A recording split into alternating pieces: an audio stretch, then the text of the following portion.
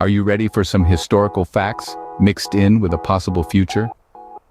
Have you ever wondered what happened to those who couldn't pay their debts in the not-so-distant past? They were sent to debtors' prisons. These institutions, a dark yet significant aspect of our economic and social history, were used primarily to detain individuals who failed to pay their debts. The belief was that imprisonment would either compel the debtor to settle their debts or punish them for their inability to do so. Have you ever heard of these before? Debtors' prisons were prevalent in many societies, including England and the United States, until the 19th century. Inside these institutions, conditions were dire. Overcrowded cells, inadequate food, and lack of health care were the norm. Debtors often depended on their families or friends to provide sustenance. In some cases, wealthier debtors could afford to live in the so-called rules areas adjacent to the prison, maintaining a semblance of comfort as long as they continued to pay for their upkeep. However, the very concept of debtors' prisons was paradoxical. How could one repay their debts while imprisoned and unable to work? Some debtors were released if they were deemed hopelessly insolvent, or if a creditor, upon realizing that no repayment would be forthcoming, stopped paying to keep the debtor in prison. The emergence of bankruptcy laws and changes in economic thought eventually led to the decline and abolition of debtors' prisons in most modern legal systems by the late 1800s. Yet, the memory of these institutions lingers on, a stark reminder of the harsh realities of past legal systems. In such dire circumstances, the notion of debt repayment was more a dream than a reality. So how did we transition from imprisoning debtors to the modern bankruptcy laws we have today? The answer lies in a shift in economic thought and the emergence of new legal frameworks. During the 19th century, economic understanding began to evolve. Economists started recognizing that debt, rather than being a personal failing, was often the result of broader economic conditions.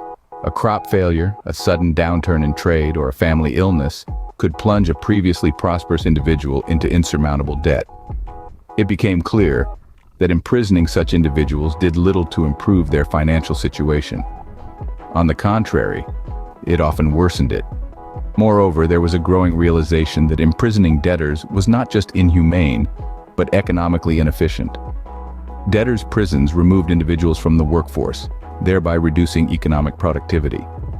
They also imposed a financial burden on the state or creditors who had to cover the costs of imprisonment. In response to these insights, new legal mechanisms were developed to address the issue of debt. These were the bankruptcy laws. Bankruptcy laws provided a structured, orderly process for dealing with insolvency.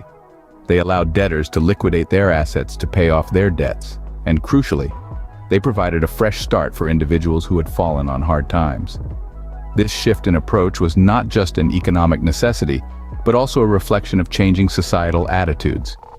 The concept of debt as a crime began to give way to the understanding of debt as a misfortune.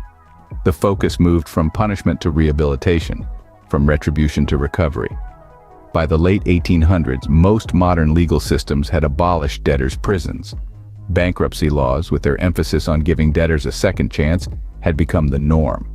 This marked a significant shift in how societies dealt with economic insolvency.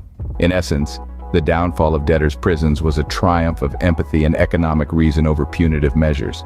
It underscored the belief that individuals should not be condemned for life because of financial misfortune. The end of debtors' prisons marked a significant shift in how societies dealt with economic insolvency.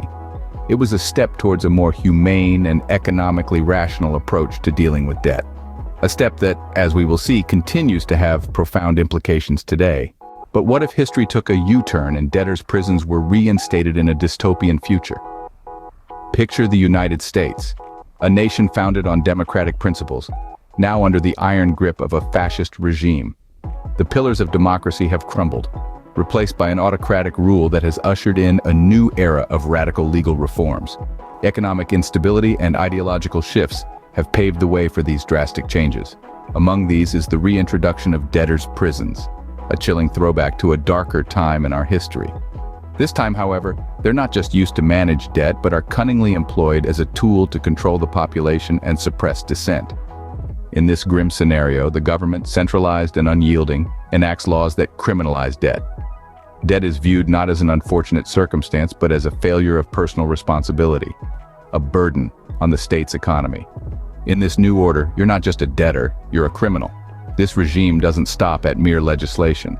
It goes a step further and establishes modern debtors' prisons, part of a broader campaign to enforce conformity and suppress opposition. These prisons are strategically located near work camps, where inmates are forced to contribute to state-run projects and industries. The system is justified as a means of rehabilitation through labor. Managed by the state security apparatus, these prisons are harsh and punitive. Life inside is a constant struggle with poor living conditions and constant surveillance. Your release isn't just contingent on repaying your debts, but also on your re-education status, your ability to demonstrate loyalty and submission to the regime's ideologies. In this dystopian future, the threat of debtors' imprisonment leads to widespread self-censorship and financial conservatism. It stifles economic innovation and serves as a stark warning against dissent. The international community condemns this return to debtors' prisons, but the regime maintains its policies through strict control over information and crushing internal dissent. In this grim future, being in debt isn't just an economic problem, but a crime punishable by imprisonment. What would life inside these modern debtors' prisons look like? Let's take an unflinching gaze into this dystopian reality. Make sure to let us know what you think in the comments. The debtors' prisons are strategically located near state-run work camps, a grim reminder of an era when forced labor was the primary means of settling debts. These camps are no different, with inmates toiling away on projects that serve the regime, from construction to manufacturing. It's a brutal and relentless cycle. Work to pay off your debt, while the state benefits from your labor. The structure of these prisons is as cold and impersonal as the regime that runs them. High walls, barbed wires, and watchtowers mark the perimeter, while inside, cramped cells, meager facilities, and a stark absence of comfort paint a bleak picture of life in debtors' prison. The state's security apparatus manages these prisons, ensuring that every aspect of an inmate's life is under constant surveillance. The regime's focus is not only on punishing debtors, but also on enforcing conformity and suppressing dissent. The conditions inside these prisons mirror the harsh realities of the regime. Basic necessities are scarce and personal freedoms are non-existent. Inmates endure long hours of hard labor, meager rations, and little to no medical care. And yet, amidst this harsh environment, they are expected to repay their debts through their labor, a task as daunting as it is demoralizing. The release from these prisons is contingent on more than just debt repayment. Inmates must also demonstrate their re-education status, showing their loyalty and submission to the regime's ideologies. This adds another layer of fear and control, as inmates strive to prove their allegiance in hopes of regaining their freedom. These prisons, designed to punish and rehabilitate, are a reflection of the state's authoritarian nature. They serve as a stark reminder of the lengths to which a regime can go to control its population, turning a financial obligation into a tool of political oppression. In this dystopian future, debtors' prisons are not just a punitive measure for debt, but a powerful instrument of control and conformity. How does one secure their release from these modern debtors' prisons? This question, while hypothetical, is not without its chilling implications. In our dystopian future, the criteria for release from debtors' prisons would be twofold: debt repayment and ideological conformity. Firstly, the debtors must repay their debts. But in a cruel twist of irony, these individuals are expected to pay off their debts through labor while being incarcerated. They are forced to contribute to state-run projects and industries, a system that the regime justifies as a form of rehabilitation. The concept of working off a debt takes on a stark and literal meaning in these prisons. But that's not all. In our imagined future, settling one's financial obligations is not enough to secure their freedom. The regime, in its bid to suppress any form of dissent, adds an ideological dimension to the release criteria. Inmates are expected to show loyalty and submission to the regime's ideologies, a process euphemistically referred to as re-education. It's an insidious form of brainwashing, where the prisoner's release hinges not only on the fulfillment of their financial obligations, but also on their willingness to accept and propagate the state's doctrines. This strategy serves a dual purpose. On one hand, it helps the regime control the narrative, ensuring that only those who subscribe to their ideologies are allowed back into society. On the other hand, it creates a climate of fear and obedience within the prison walls, as inmates are aware that any sign of resistance could prolong their incarceration. In this dystopian future, freedom comes at a hefty price. It's not just about settling debts, it's about relinquishing one's beliefs and freedoms, about conforming to an ideology that views individuals as mere cogs in the state machinery. The cost of freedom in this scenario is the very essence of what makes us human. Our capacity to think, to question, to dissent. How would the reintroduction of debtors' prisons impact society and the international community? The societal implications of debtors' prisons are far-reaching and profound. Fear becomes a controlling factor in everyday life as people live under the constant threat of imprisonment for debt.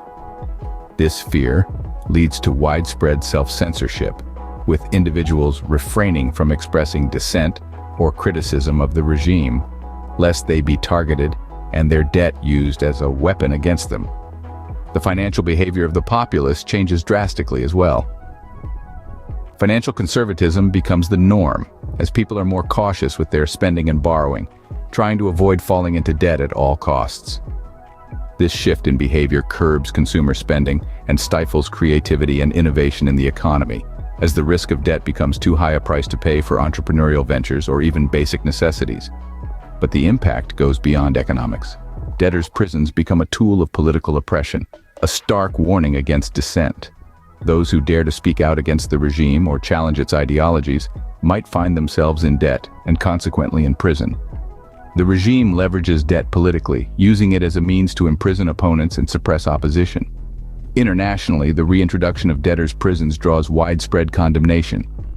Human rights organizations decry the practice as a gross violation of human rights, while other nations express concern over the regime's authoritarian measures.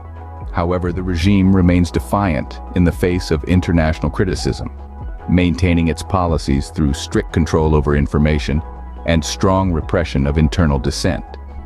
It uses propaganda to justify its actions, portraying debtors' prisons as necessary measures for maintaining law and order, and for the economic stability of the state. In this dystopian scenario, debtors' prisons serve not just as a means to manage debt, but as a powerful instrument of political control. They become a chilling testament to the lengths an authoritarian regime can go to maintain its grip on power, curtailing individual freedoms and stifling dissent. Debtors' prisons, in this scenario, become a tool for not just economic but also political control. What does this hypothetical scenario tell us about the past and possible future? The story of debtors' prisons is a grim chapter in our history, a stark illustration of how economic and social structures can be used to enforce control and perpetuate inequality. From the squalid conditions of the Old English jails to the debtors' jails of the United States, these institutions served as a harsh reminder of the consequences of economic failure in a system that offered little in the way of mercy or reprieve. Debtors' prisons embodied the paradox of punishing those unable to pay their debts by further incapacitating them.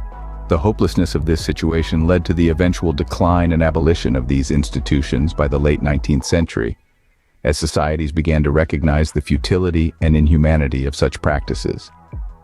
Yet, as we've seen in our hypothetical scenario of a future America, it is not beyond the realms of possibility for debtors' prisons to return under a regime that values control over compassion. In this imagined future, debt is criminalized, and debtors' prisons become tools for enforcing conformity and suppressing opposition. The conditions within these prisons mirror the authoritarian nature of the regime, and release is contingent on both debt repayment and ideological submission. This dystopian vision serves as a stark warning of how economic systems can be manipulated for political ends, and how the fear of debt can be used to control and silence a population. The international condemnation that such actions would likely provoke underlines the universal recognition of debtors' prisons as a dark relic of the past. While we've come a long way from the debtors' prisons of the past, their potential return in this hypothetical future serves as a chilling reminder of how easily the specter of debt can be weaponized for control. We hope you enjoyed this bit of history combined with our hypothetical scenario of the future. Please give this video a thumbs up and subscribe for more great content.